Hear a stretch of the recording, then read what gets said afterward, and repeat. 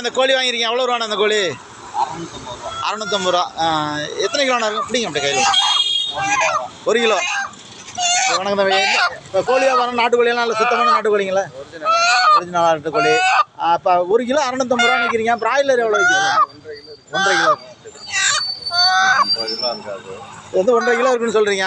உரிச்சா 1.5 kilo இருக்குங்களா? இந்த பண்ண இந்த நாட்டுக்கோழி எவ்வளோ? இப்போ 650 ரூபா கொடுக்குறீங்களான்னு. இப்போ பிராய்லர் எவ்வளோ கிலோ விற்கிது?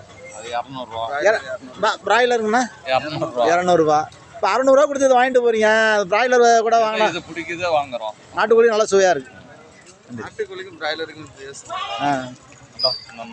இதில் என்ன சுவை அப்படி என்ன இருக்குது? இதோட டேஸ்ட் வேற. அதான் மேயிறது பல இதுகள்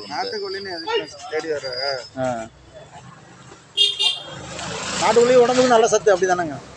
என்ன